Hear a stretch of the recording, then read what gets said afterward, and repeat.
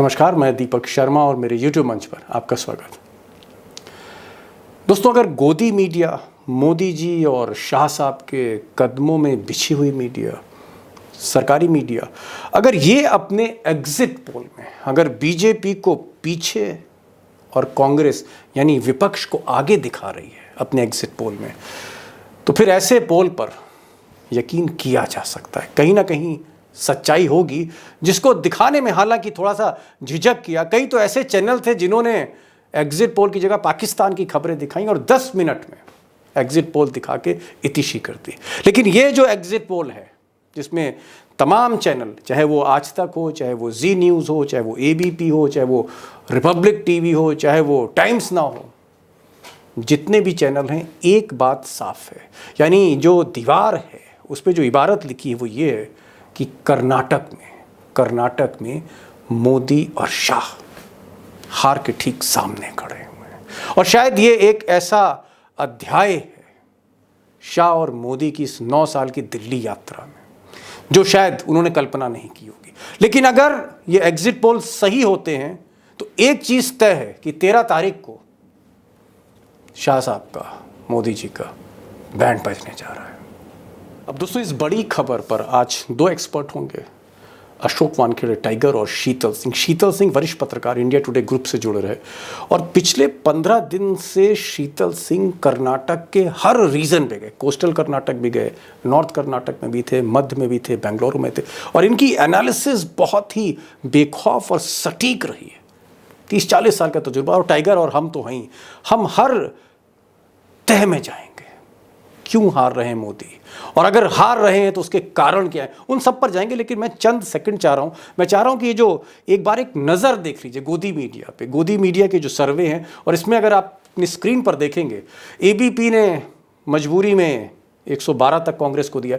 India today, access माई India और India today आज तक का ये जो आप कह सकते हैं सर्वे है, सबसे महंगा सर्वे होता है, सबसे बड़ा सैंपल साइज होता है और अक्सर सटीक होता है।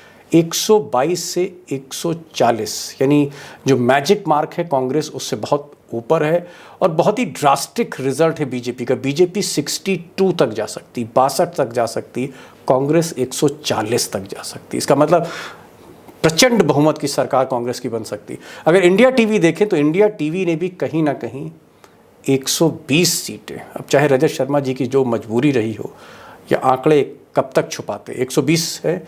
न्यूज़ 24 काफ़ी न्यूट्रल चैनल रहता है, 92 बीजेपी को दिए हैं, कांग्रेस को 120 दिए हैं। और एक चैनल आप देखें, न्यूज़ नेशन। अब न्यूज़ नेशन जो है, ये किसी ज़माने में अंबानी साहब का चैनल था और यहाँ बड़े बड़े एंकर जो है न्यूज़ नेशन में रहे। न्यूज़ नेशन ने आज कमाल कर दिया। सारी मीडिया एक तरफ, न्यूज़ नेशन एक तरफ, और इन्होंने बीजेपी की सरकार बनवा दी। 113 का बहुमत, 114 सीटें दी हैं, 86 सीटें कांग्रेस को दी हैं। मुझे लगता है कि न्यूज़ नेशन को हमें वॉच करना चाहिए कि आखिर ऐसी क्या मजबूरी है। रिपब्लिक टीवी, आज अर्नब गोस्वामी का जो चेहरा था थोड़ा बुझा बुझा था, और इन्होंने 100 तक पहुंचाने की मोदी जी को कोशिश करी, लेकिन उससे आगे नहीं पहुंचा पाए। टाइम्स नाउ, ये भी बड़ा चहेता चैनल है मोदी जी का, 113 सीटें कांग्रेस को दी हैं। और टीवी 9 और जी न्यूज़ जो अपने ओपिनियन पोल में बीजेपी की सरकार बना रहा था, इसने इस बार जो एग्जिट पोल आया है 118 सीटें कांग्रेस को दी, यानी बहुमत जी न्यूज़ को भी देना पड़ रहा है कांग्रेस को। इसीलिए मैंने कहा कि इस पर यकीन करना चाहिए, क्योंकि बड़ी मजबूरी में आज गोदी मीडिया को सच बोलना पड़ा। अब दोस्तों, कर्नाटक अगर बीजेपी के हाथ से निकलता है, मोदी और शाह के हाथ से निकलता है, जैसा कि एग्जिट पोल में 99% जितने भी नतीजे आ रहे हैं, सब में कांग्रेस आगे है और काफ़ी आगे है और बीजेपी पीछे। अगर इस तरह का नतीजा रिफ्लेक्ट होता है एग्जिट पोल का, एग्जैक्ट पोल्स में आता है 13 तारीख को, तो कई सवाल खड़े होते हैं कि क्या मोदी का जो मैजिक है, वो जो ब्रांड मोदी है, वो डाइल्यूट हो रहा है।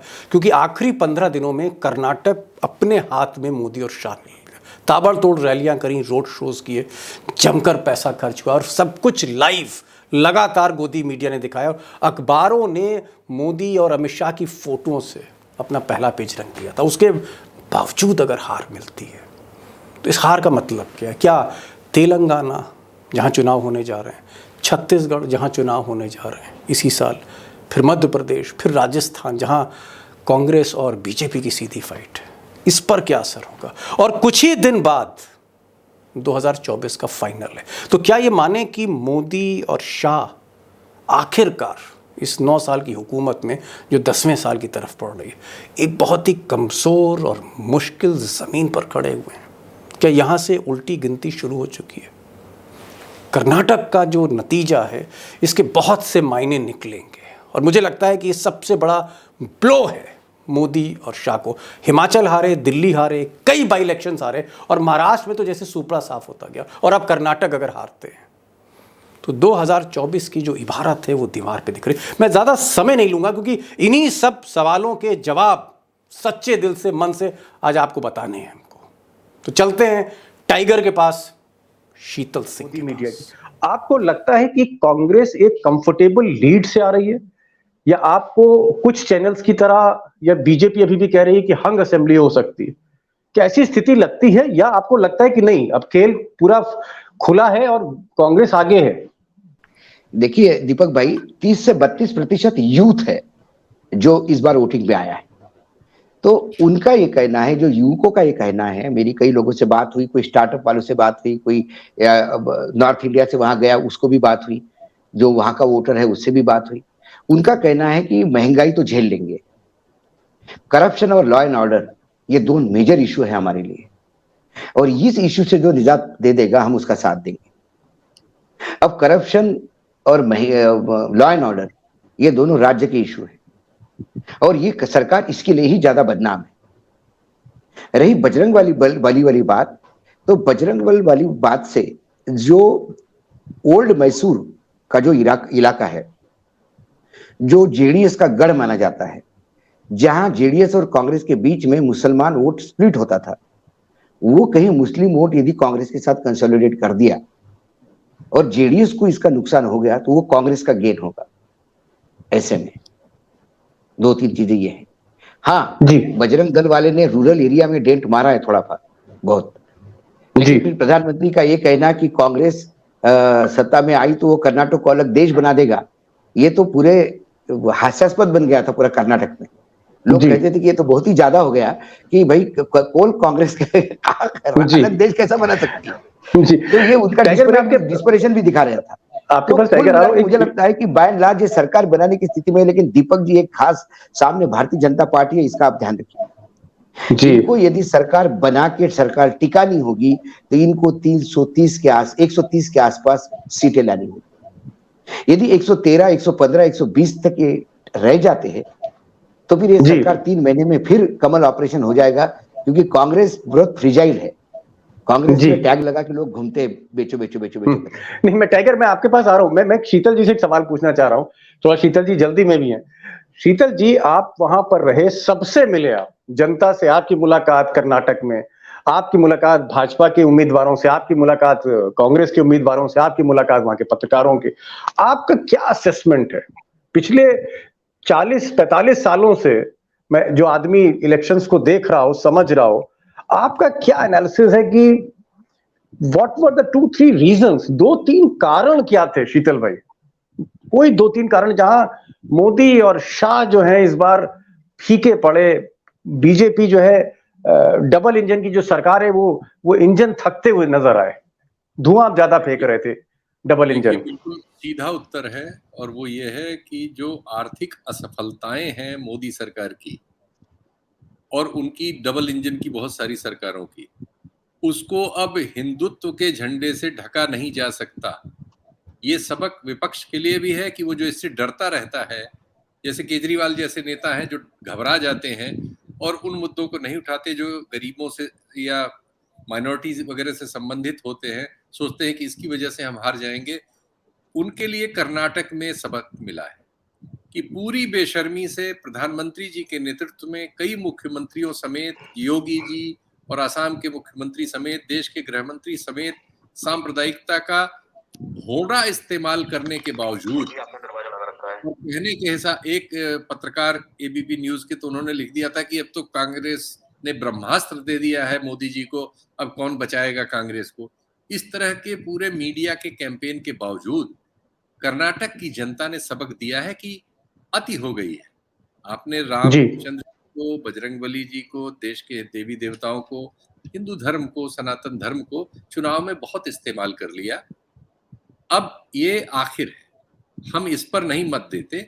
हम देख रहे हैं कि महंगाई बहुत, बेरोजगारी बहुत है, सवाल हमारे वाजिब हैं, उनके उत्तर कहाँ है? लोग उनके उत्तर मांगते रहे। और वो जो कांग्रेस ने कार्ड, 5 गारंटी वाला कार्ड जारी किया, वो कार्ड सामान्य और गरीब लोगों में इनके बजरंगबली के मामले को उठाने की तुलना में ज्यादा कारगर साबित हुआ, और नतीजा हमारे आपके साथ। जी टाइगर, यहां पर एक सवाल, और उसके बाद आखिरी सवाल मैं आपसे शीतल जी आपसे करने जा रहा हूं, लेकिन एक सवाल, छोटा सा जवाब मैं चाहूंगा टाइगर से। टाइगर, अगर ये एक्सिस इंडिया आज तक का जो सर्वे है, जो सबसे बड़ा सर्वे होता है जिसका सैंपल साइज होता है, ये 140 तक सीटें दे रहा है, 140 तक दे रहा है, 122 140। अगर वाकई ये सीटें कांग्रेस को मिल रही हैं, मैं एक छोटा सा जवाब यहां पर आपसे चाह रहा हूं, फिर विस्तार से बात करूंगा।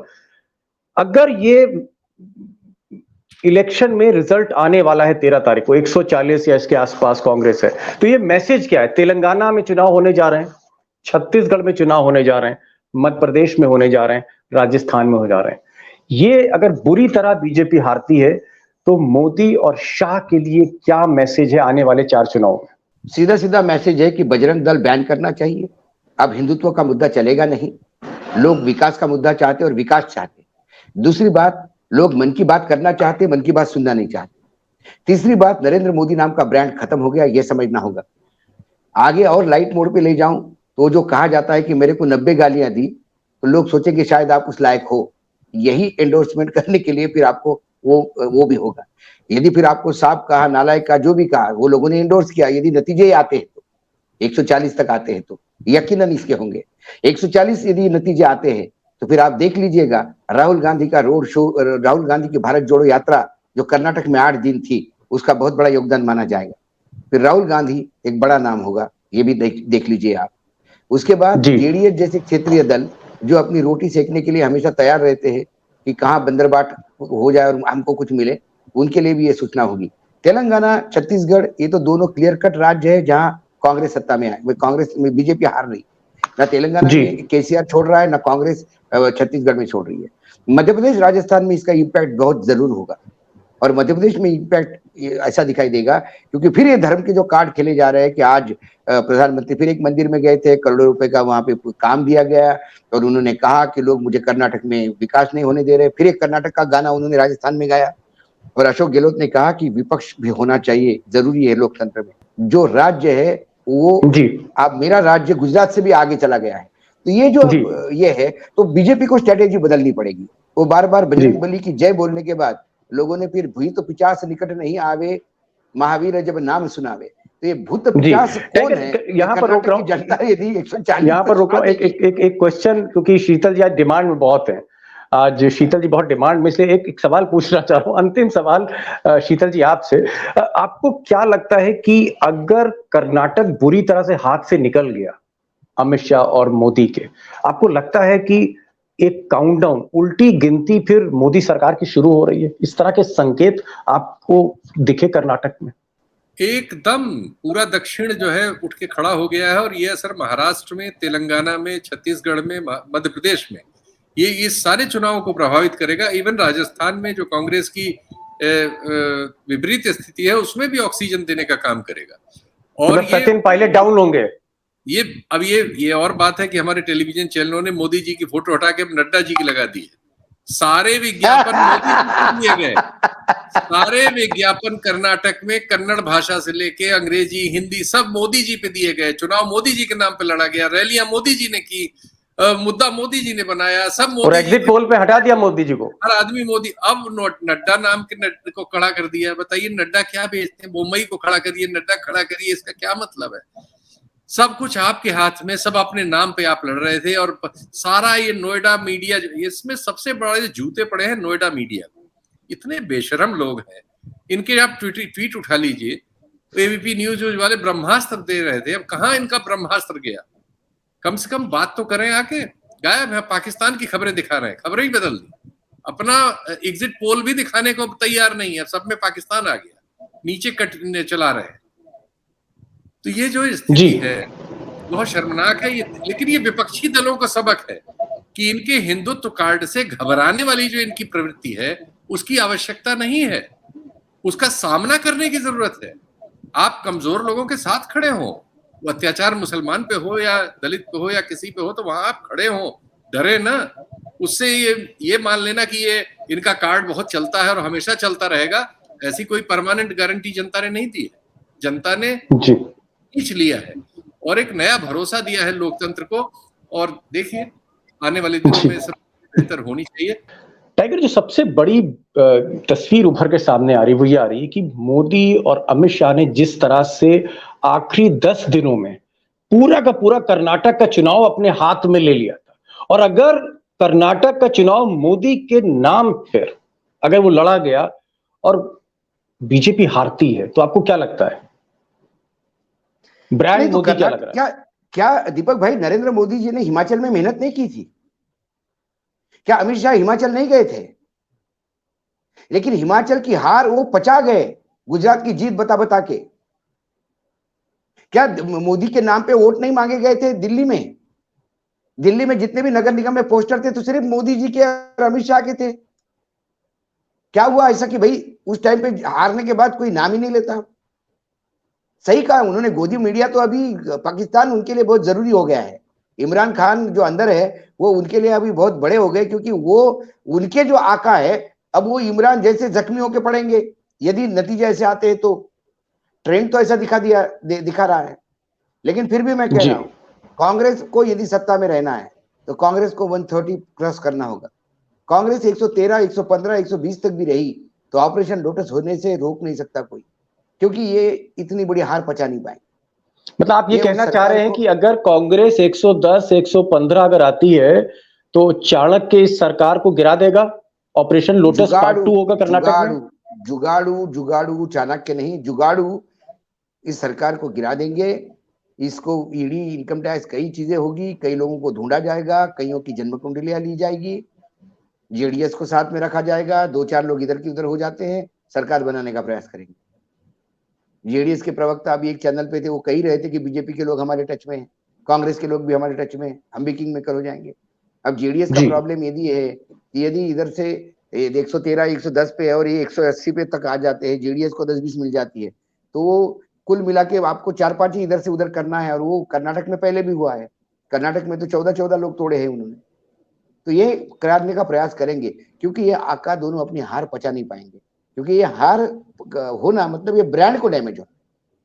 आखिरी 72 घंटे लगातार आप रहे, आपने बेंगलोर शहर में जो रोड शो किया, बड़े बड़े रोड शो किए, आप राजस्थान में वहां वोटिंग हो रहा फिर भी आप कर्नाटक का नाम लिए बाज नहीं आए।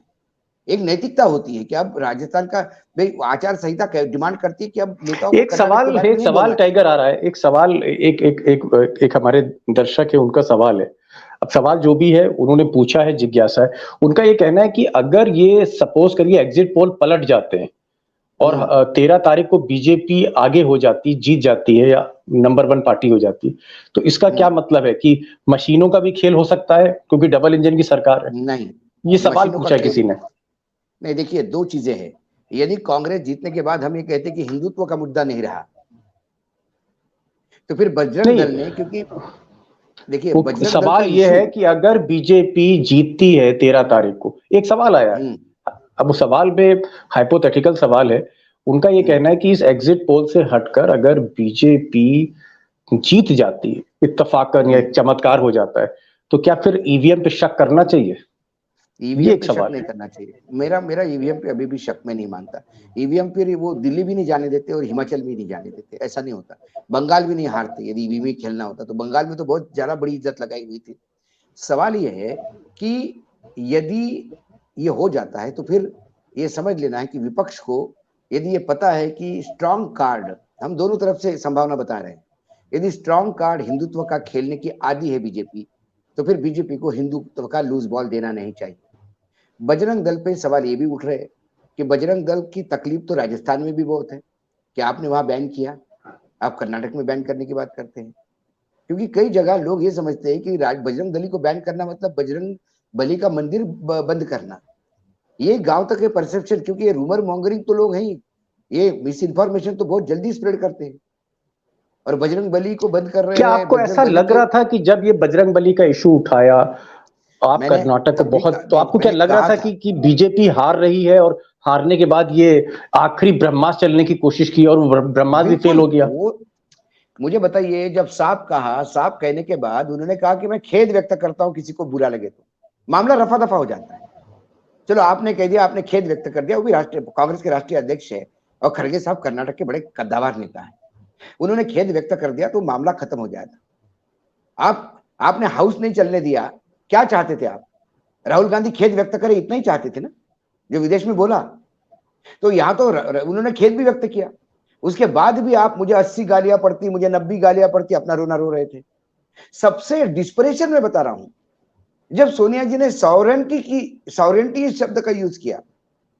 अब इनका अंग्रेजी कितना जोरदार है मुझे पता नहीं, आप ऑर्डिनरी डिक्शनरी उठा के देखिए, ऑक्सफोर्ड की वो डिक्शनरी है जो आपके घरों में मिलती है, गांव गांव मतलब दुकान दुकान पे मिलती है, वो डिक्शनरी आप गूगल पे देखिए, उस शब्द के कई अर्थ है।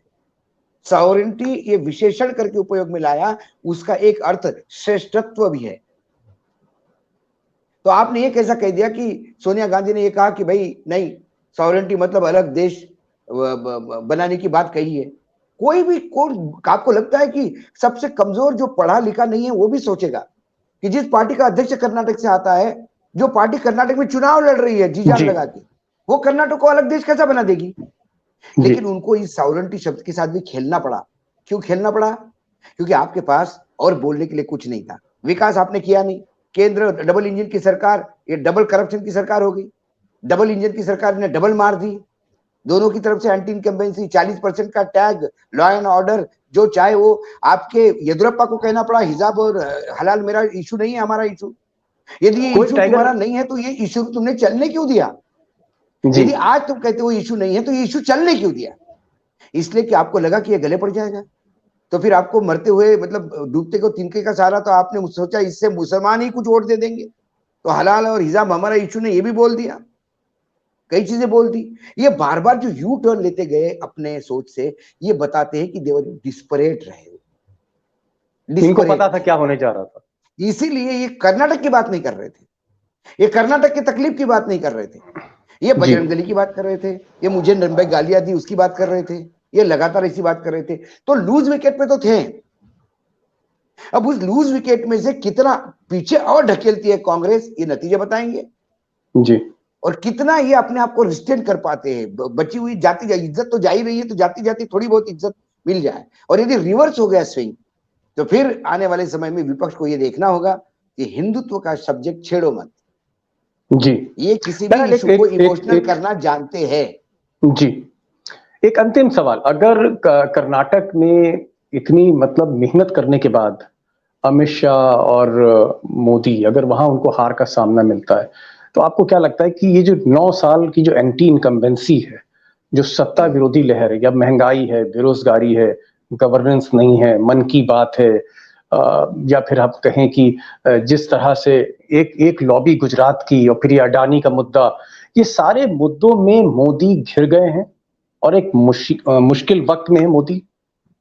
अंतिम सवाल। मोदी जी बहुत मुश्किल वक्त में है, और ये गुजरात से शुरू हुआ। हिमाचल की हार और दिल्ली की हार भी मैं उसमें जोड़ता हूँ। आप यदि गुजरात और उत्तर प्रदेश की जीत छोड़ो तो ऐसी कौन सी जीत है जो मोदी जी कह सकते हैं कि मैंने कर ली है? हर जगह पे तो उधार के सिंदूर पे सरकारें टिकी हुई है, 2 मेंबर पे भी ये सरकार बना लेते हैं। ये कहेंगे आसाम में हमने स्वीप कर दिया तो अरे मुख्यमंत्री तुमको कांग्रेस का मिला है। उत्तराखंड में भी वही बात है, गुजरात में, गोवा में 12 मंत्री है, उसमें से 2 बीजेपी के बाहर से आए हुए हैं। ये आपकी जीत नहीं, ये जुगाड़ सिस्टम है। जीत आपने बिल्कुल डगी की चोट पे की है, वो गुजरात में की है, कैसे भी की हो, गुजरात में क्लीन स्वीप है। तो फिर क्या आप सिर्फ गुजरात के नेता हैं? गुजरात में ही गुजरात की अस्मिता हो सकती है, क्या कर्नाटक में कर्नाटक की अस्मिता नहीं हो सकती? बंगाल में बंगाल की अस्मिता नहीं हो सकती? महाराष्ट्र में मराठों की अस्मिता नहीं हो सकती? अस्मिता का ठेका सिर्फ बीजेपी गुजरात के पास और बीजेपी के पास है क्या? तो इसीलिए जब ये गुजराती कार्ड गुजरात में खेलते हैं या सब कुछ गुजराती हो जाता है, तो ये गुजरात का ढोकला ये खाने में एक एटम हो सकता है, एक खाना नहीं हो सकता। इसलिए उनको उतने ही अनुपात में जगह मिल रही है हर राज्य में जहां उनकी जगह है। जी। टाइगर आप आए और मुझे लगता है कि 13 तारीख को, हालांकि अब जिज्ञासाएं तो हैं, और बीजेपी के जितने भी आज मैंने प्रवक्ता देखे बड़े मुझे टेंस दिखे, जो बहुत बोलते थे बहुत कुछ। मैंने ये भी देखा कि जो चैनल 3-3 घंटे 4-4 घंटे एग्जिट पोल दिखाते थे, उन्होंने आज एग्जिट पोल बहुत कम समय के लिए दिखाया। जी हाँ, खबर पे ज्यादा ध्यान दे रहे हैं, पाकिस्तान जल रहा है, वो बड़ी खबर है उनके लिए। जो मोदी की हर रैली को लाइव कर रहे थे चैनल कर्नाटक से, बैंगलोर से, उन्होंने आज मोदी का फोटो ही हटा दिया जब एग्जिट पोल आ रहे थे, नड्डा साहब आ गए। तो ये बहुत से संकेत हैं जो बताता है कि मोदी और शाह, गुजरात तो भी कहीं ना कहीं एक ऐसी मुश्किल जमीन पर खड़ी होती जा रही है जहां से 24 को जीतना आसान खेल नहीं होगा मोदी के लिए। टाइगर आप आए, रोशनी डाली, और मैं चाहूंगा कि आप हमारे शो पे आते, क्योंकि सबसे ज्यादा डिमांड टाइगर आपकी रहती है। नहीं, अरे नहीं, और वाकई हम बहुत आभारी हैं कि आप आते हैं, अपना समय देते हैं। धन्यवाद, धन्यवाद, शुक्रिया, बहुत बहुत शुक्रिया।